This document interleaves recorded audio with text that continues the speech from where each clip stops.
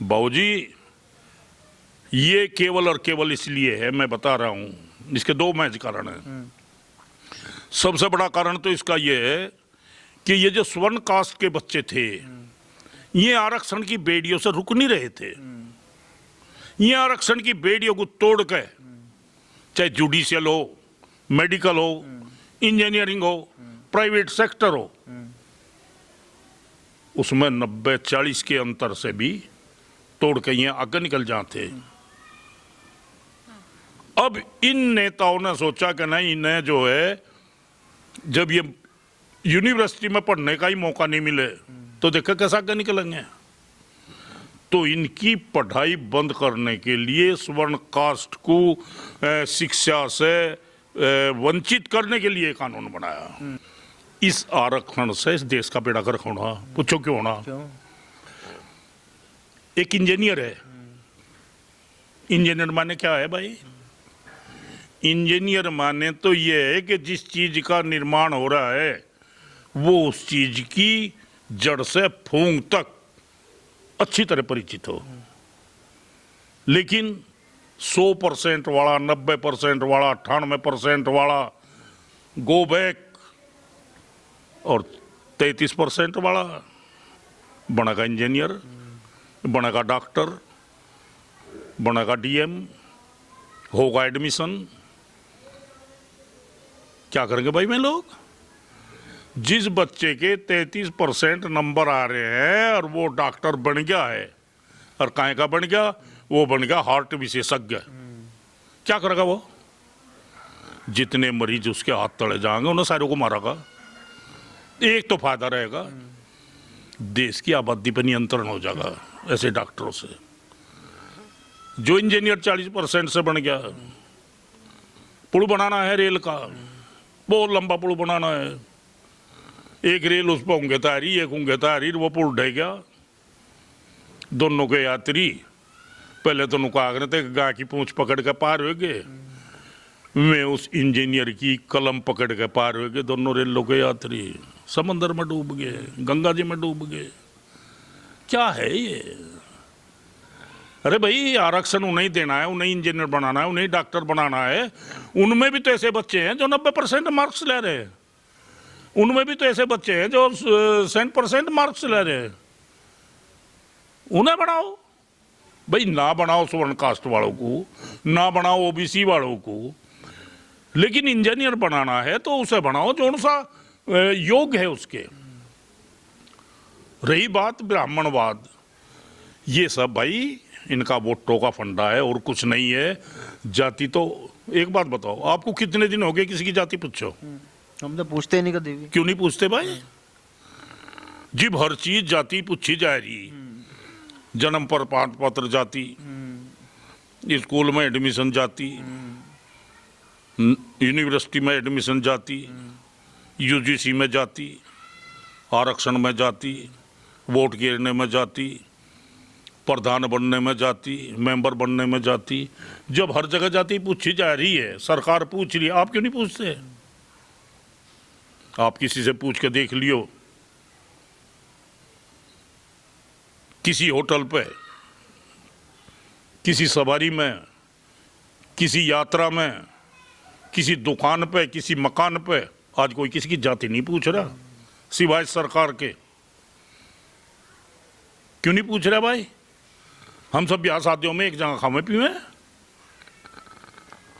उसी पंडाल में एक दलित की शादी हो रही है, उसी पंडाल में एक स्वर्ण की शादी हो रही है, उसी पंडाल में एक ब्राह्मण की शादी हो रही है, उसी पंडाल में एक मुसलमान की शादी हो रही है, उसी पंडाल में एक सिख की शादी हो रही है, उसी पंडाल में एक ईसाई की शादी हो रही है। कौन पूछ रहा जाती? लेकिन ये पूछ रहे। रही दूसरी बात बाबूजी, स्वर्ण के लिए तो इन्होंने इतनी बाधा पैदा कर दी। सबके लिए कुछ ना कुछ है, सबके आयोग हैं, पिछड़ा आयोग, दलित आयोग, एससी आयोग, एसटी आयोग, सबको कुछ ना कुछ योजनाएं दी हुई हैं। लेकिन मुझे एक बात बता दो, स्वर्ण के लिए भी इस देश में कोई योजना है क्या? और यदि स्वर्ण अपनी ताकत से, अपनी बुद्धि से आगे बढ़ना चाह रहा तो ये यूजीसी एक्ट लगा दिया कि हम तेरा रास्ता रोक कर।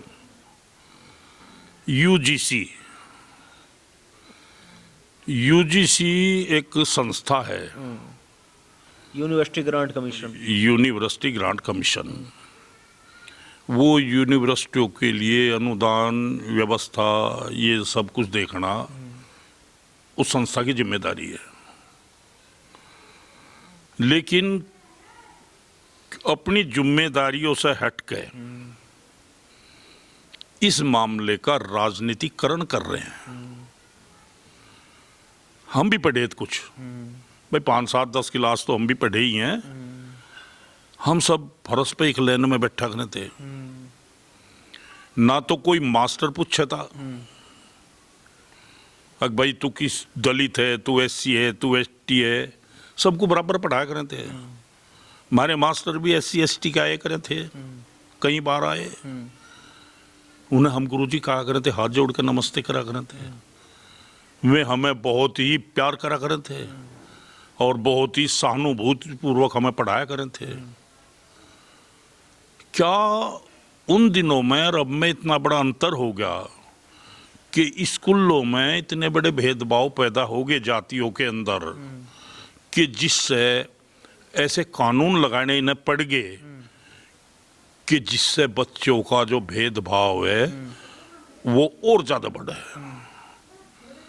अभी थोड़ी देर समझने की बात है, जैसा मैं सुन लूँ ये वीडियो इस यूजीसी में जो इन्होंने नया नहीं, ये पहले से ही कही है 2012 से, लेकिन उस टाइम इसमें एक नियम था कि यदि कोई छात्र झूठी शिकायत करेगा तो उसे भी उस झूठी शिकायत की सजा मिलेगी। तो इसलिए चल रहा था काम। मैं कहीं आंकड़ा पढ़ा 2,56,00,000 छात्र विद्याधन करने के लिए कॉलेज में यूनिवर्सिटी में जाते हैं, जिसमें एक साल के अंदर मात्र 2012 से अब तक मात्र 318 शिकायतें हुई है। जिसमें तो मैं नहीं कह रहा, अदालत कह रही है 70% झूठी है। अब इन्होंने उसमें यू एक और जोड़ दिया कि शिकायतकर्ता का नाम गोपनीय रखा जाएगा। शिकायत जिसके खिलाफ हो रही है उसकी कोई सुनाई नहीं होगी। उसके शिकायतकर्ता चाहे वो किसी भी किस्म की उसके खिलाफ शिकायत कर दे, इसकी कोई परिभाषा नहीं है, इसका कोई आधार नहीं बनाया इन्होंने कि किन शिकायतों के पर यूजीसी एक्ट लगेगा। कुछ भी कह दो। लेकिन नारे लग रहे हैं आजकल कि ब्राह्मणवाद से आजादी चाहिए हमको, इसका क्या मतलब है? विरोध तो यूजीसी का होना चाहिए था। मैं बताया पहले ही आपको कि हर चीज को राजनीतिक दृष्टिकोण से लेकर चला जा। ब्राह्मणवाद, पहले मैं यूजीसी पे ही और 2 बात आपको बता दूं। जहां तक इसका कोई आधार नहीं है, शिकायत किस किस्म की होनी चाहिए? एक स्वर्ण कास्ट के छात्र को किसी ओबीसी एससी एसटी के छात्र ने कहा मेरा थैला लेकर चल, और उसने मना कर दिया, तो उसके खिलाफ एससी एसटी एक्ट हो जाएगा, उसके खिलाफ यूजीसी एक्ट हो जाएगा। एक स्वर्ण कास्ट की लड़की है, वो पढ़ रही है और किसी एससी एसटी ओबीसी लड़के को उसका मिसयूज करना है, वो उसके खिलाफ यूजीसी एक्ट लगा देगा। या तो वह उसके कार्य क्षेत्र में हो, नहीं तो यूजीसी लगेगी। तो इस यूजीसी फिर सबसे बड़ा जो अपराध है सरकार जो कर रही है अपराध इस यूनिवर्सिटियों के लिए, वो ये है कि यदि वो शिकायत झूठी भी है तो उसके बाद भी कुछ नहीं है, उस बच्चे का तो करियर खराब होना ही होना है। मुझे खूब तजर्बा है बाबूजी, मैं पढ़ा। यदि एक छात्र एक दिन स्कूल में नहीं जाता तो जो उसका जो मास्टर जी ने जो उसे पढ़ाया है, गुरु जी ने जो उसे पढ़ाया है, उस दिन वो उससे छूट जाता है। और उसे छूटने के बाद हो सकता है कि परीक्षा में उसी दिन का पढ़ाया हुआ आ जाए, तो बच्चा नर्वस हो जाता है। तो आप भी मानते हैं कि जो SC/ST कानून है उसका दुरुपयोग होता है? दुरुपयोग होता नहीं है, होगा, और बहुत बुरी तरह से दुरुपयोग होगा। और इससे जो संभावनाएं हैं वो बहुत ही विराट होने वाली हैं। मैं बताऊं, अपने ही गांव की बात बता रहा बाबूजी। हमारे पिताजी और थे, उनके पास ये अनुसूचित जाति के लोग रहा करे थे, और हमारे पिताजी हर ने कम से कम 10 बीघे जमीन फ्री में उन्हें रहने को दी, जिसमें आज भी बस रहे हैं। बल्कि 2 बीघे जमीन का तो आज भी हम लगान दे रहे हैं, उसमें आबादी दर्ज नहीं करवा पाए वे लोग। में लोग हमारा सहयोग करे थे, हम लोग उनका सहयोग करे थे। ब्याह शादियों में मैं देखा, हमारे यहाँ एक वाल्मीकि की लड़की की शादी थी, और वो जिसके यहाँ से बारात आई थी, बावली से वो बारात आई थी, उसमें उसने करवा भर के भेज दिया था, सिरसों का कितने बाराती लिए ये। वो कहते हैं कि ठाकुरों ने कभी घोड़ी पर नहीं चढ़ने दिया। मैं बता रहा हूँ, पहले वह सुन लो। तो बाबूजी वो जो बारात लिया, वो वाल्मीकि, वो बावली वाला, किसानों के जो पशु बंधे रहे थे खोरों पे, उन्हें खोल कर उनका लठ मार देते, अपने गधे रूंट बांध देते। लेकिन किसी किसान ने ये नहीं कहा कि भाई ऐसा क्यों कर रहे हैं। एक हमारे वाल्मीकि की इज्जत हमारी इज्जत है, इनकी इज्जत हमारी इज्जत होती है, आज भी है। तो फिर ये बात कहाँ से आएगी, घोड़ी पे नहीं चढ़ने देते थे? ये फिल्मी कार हैं, और ये जो राजनीति के नेता हैं, ये राजनीति के नेता जो हैं, ये ऐसी बात लावे काट के वोटों खातर कि जिससे प्रतिरोध और द्वेष आपस में इतना बढ़े कि एक दूसरे को बर्दाश्त ही ना कर पावे। एक तो मिसाल बता दो मुझे इतिहास की, कि किसी राजपूत ने किसी अन्य बिरादरी का आदमी, देखो ये देश है, इस देश का सबसे पहला संविधान वेद है। वेदों के अंदर 4 वर्ण होते हैं, ब्राह्मण, क्षत्रिय, वैश्य और शूद्र। और जिसके भी जो बच्चा पैदा होता उन्हें गुरुकुलों में भेजा जाता। गुरुकुल में पढ़ने के बाद गुरुकुल में जो गुरु होता वो उस बच्चे की परीक्षा लेता, और परीक्षा लेकर उसका दिमाग जिधर भी वो चल रहा था, यदि वो विद्वानी की तरफ चल रहा है, विद्वान दिखाई दे रहा है, तो उसे ब्राह्मण की तरफ भेज दिया जाता है।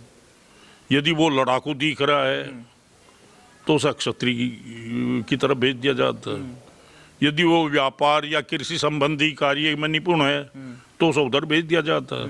और यदि वो सब जगह से बेकार है, नहीं कर सकता, तो उसे शूद्र की तरफ भेज दिया जाता है। लेकिन उसकी जन्म के आधार पर नहीं उसे भेजा जाता। यानी वर्ण व्यवस्था थी, जाति व्यवस्था नहीं थी। जाति व्यवस्था नहीं थी, वर्ण व्यवस्था थी। लेकिन धीरे धीरे जब ये मनुवाद कह रहे हैं, मनुवाद से आजादी, मनुवाद से आजादी कह रहे हैं, अरे मनुवाद तो एक संस्कृति थी इस देश की। मनुवाद तो देश का चरित्र था। मनुवाद तो एक संविधान था जिससे देश उन दिनों से आज तक बहुत ही सुचारू रूप से चलता आया। मनुवाद में तो कोई भी ऐसा काम नहीं था जिसमें एक दूसरे को अपमानित करा जाए, एक दूसरे का खंडन करा जाए, एक दूसरे का विरोध करा जाए। वो तो एक संस्कृति थी, बहुत सुंदर संस्कृति थी। रही दूसरी बात, संविधान बदलते हमेशा। जो मनुवाद का संविधान था वो महाभारत में खंडित हो गया था। जो महाभारत का संविधान था वो उसके बाद में फिर जो अलग अलग रियासतें बनी, अलग अलग छोटे राज बने, अब अपने राज का संविधान सबका अपना अलग था। उसके बाद अंग्रेजों का संविधान था। उसके बाद ईश्वर की कृपा से हमारे पूर्वजों ने अपनी कुर्बानी दे दे के देश आज़ाद कराया, तो ये देश का लोकतंत्र का संविधान हो गया। अब इस संविधान में भी रोज फेरबदल हो रहे हैं। एक बात बताओ, जहाँ तक यूजीसी की बात है और किसी को सताने की बात है, किसी चोरी की बात है, डकैती की बात है, क्या देश के संविधान में उसका नियम नहीं है? नियम है। यदि एक लड़का कोई किसी भी कास्ट का हो, मैं नहीं कहता वो किस कास्ट का है, स्कूल में पढ़ते एक दूसरे का है, तो क्या उसमें यूजीसी लगेगी या 302 लगेगी? 302 लगनी चाहिए मेरे साथ। क्यों लगेगी भाई 302? यूजीसी लगाओ उसमें, उस पर यूजीसी वाला ही एक्ट लगाओ, 302 क्यों लगाओ? और जब फिर यूजीसी का उस पर नहीं लगता तो क्या भारत के संविधान में ये नहीं है कि जो किसी को सतावेगा, चाहे वो गांव में सतावे, चाहे वो शहर में सतावे, चाहे दफ्तर में सतावे, चाहे कहीं सतावे, चाहे वो स्कूल में सतावे, चाहे यूनिवर्सिटी में सतावे, सताने वाले के लिए कानून बना हुआ है, उसी कानून का प्रयोग करें। आपको नहीं लगता कि जो आरक्षण है वो अब आर्थिक आधार पे, वो जातिगत आधार पे ना होकर आर्थिक आधार पे होना चाहिए? आरक्षण की जहां तक बात है जाति के आधार की, बता रहा हूं मैं बाबू जी, राजा होता किसी जाति का, राजा किसी जाति का होता और वो मान लिया 500 गांवों का राजा है, 500 गांव की रियासत है, तो वो राजा एक होता या सभी राजा होते? उसकी जाति के लोग मजदूर भी होते, उसकी जाति के लोग गरीब भी होते। प्रधानमंत्री तो मोदी जी हैं, इसका भाई क्या है? कोई पेट्रोल पंप पे काम करता है, कोई नौकरी करता है। वो बेचारा मजदूर है। यदि आरक्षण की बात जाति पावे तो उसे मिलेगा कि मोदी को मिलेगा? मिलना तो कायदे में उसे चाहिए, पर मोदी छीन लगा उस पर है, क्योंकि मोदी के पास संसाधन है। किसी भी जाति में आप पूरा हिंदुस्तान छान के देख लो, ना ही तो सब अमीर हैं और ना ही सब गरीब हैं। जातियों में गरीब भी हैं, अमीर भी हैं। हमें तो अब तक यूं ही नहीं पता लगा पिछड़ा कौन है, रगड़ा कौन है। मैं आपको नाम लेकर बताना नहीं चाहता, पर बता रहा हूं, मायावती दलित है क्या? चंद्रशेखर आजाद जो 3 लाख के जूते पहन रहे वो दलित है क्या?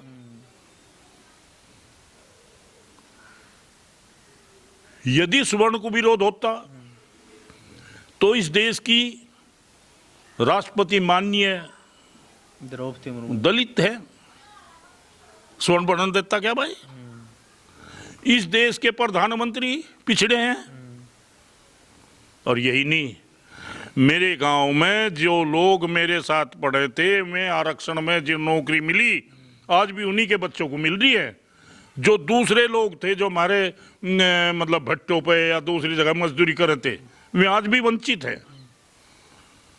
यदि ना आरक्षण देना है, गरीब हर जाति में है, मैं नहीं कहता कि वो हमें दें, लेकिन आरक्षण गरीबी रेखा मान के उन्हें दे लें, जिससे कम से कम उन गरीबों का तो भला हो, जो उनसे बेचारे लोकतंत्र भी आ गया, देश आजाद भी हो गया, आरक्षण भी आ गया, लेकिन उन्होंने ही नहीं पता बेचारों को आरक्षण हो गया। अरे भाई ये नाच देख है, वे अमीर थोड़ा ही ना हो जाएंगे। यदि उनका उत्थान करना है तो ये तलाश करके देखें कि आरक्षण केवल उन लोगों को मिल रहा है जिन्हें पहली दूसरी योजना में आरक्षण मिल गया था, वे पैसे वाले हो गए, अपने बच्चों को पढ़ाने लगे, उनके पास संसाधन हो गए, वे आरक्षण के मालिक हो गए। लेकिन जो गरीब लोग हैं उसी जाति के, वे वंचित हैं। एक बात बताओ, यदि आरक्षण की बात आ जाए किसी पद पे, तो मायावती को आरक्षण मिलेगा या घासीराम को मिलेगा? मायावती को मिलेगा। उसके सैंडिला में उसते हेलीकॉप्टर थे, हमारे बस ही पहली जाती 50 रुपए वाली, लेकिन आरक्षण उसे मिलेगा चूंकि वह दलित है, मुझे नहीं मिला।